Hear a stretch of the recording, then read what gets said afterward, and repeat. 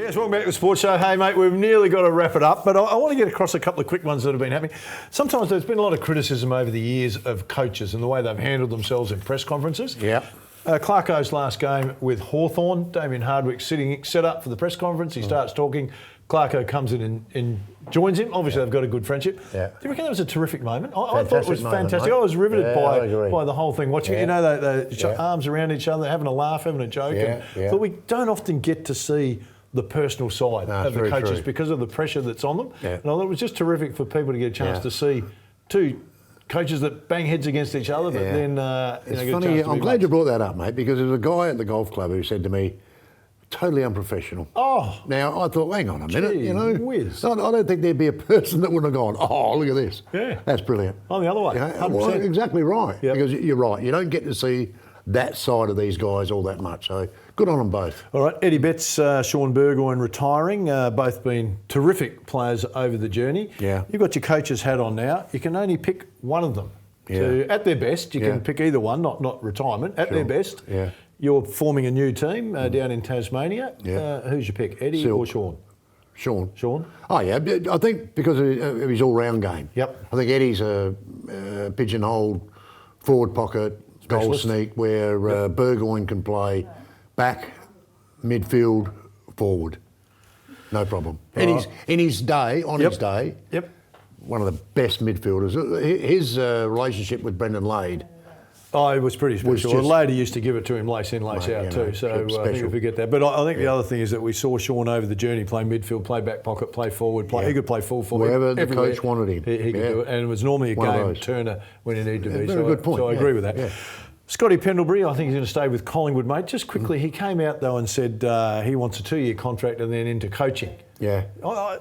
It kind of frustrates me. I understand that he wants to get into coaching, but I think we continually devalue our coaches. Yeah. So because of the cuts with COVID, 3.6 million off the soft cap into that department, a lot of coaches have lost their jobs. So there'd be 100 plus AFL coaches that are now not working in the AFL system. Yeah. So I reckon there's at least 100 blokes that are a fair whack ahead of him to get a gig if an opportunity comes up. So I think he's asking for something that most clubs couldn't deliver. Not that he won't be a good coach, not that he couldn't be a good coach, but he's come at a bad time to ask for that.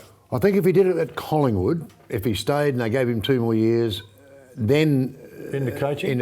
I don't mind that so much with his own club, but I do mind that if he went to, say, Gold Coast, and I want 2 years, but then I want to be a coach when I finish. I think that's a bit harsh. Not harsh, but unfair. All right, just while we're on coaches, David Teague, who's been under the pump a fair bit, I just had a quick look at the first 50 games of Alistair Clarkson win-loss, first 50 games of Damien Hardwick win-loss. Now, the reason I chose those two, because they're the two best coaches of the last decade. No question, I think anyone would argue with that. Just so you know and the viewers know, David Teague's record is better. For his, is better. 29-21. He's better. I saw it, mate. Don't worry about that. Look, you think about David Teague, mate. He took over 2-19 or whatever it was. Halfway through the year or towards the end of the year. Did a really good job. They won a few games and whatever. Then they appointed him. Then COVID really hit 220. He had no hope, mate. Look, let the guy go. But I agree with what David King said.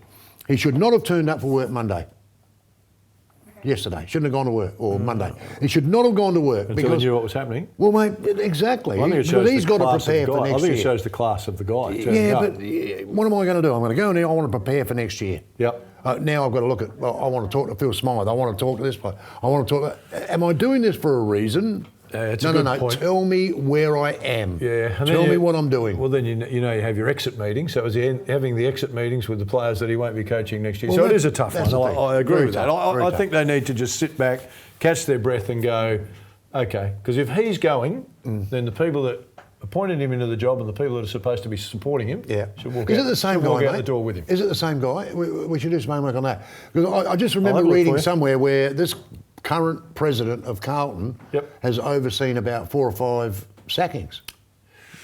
Major sackings. Oh, he can't handle the heat. When the heat comes, he can't handle it. Anyway, time for us to get out of the oven and let people get on with watching whatever comes after this show. Hope you've enjoyed the show, everybody. Look forward to your company next week. Bye for now.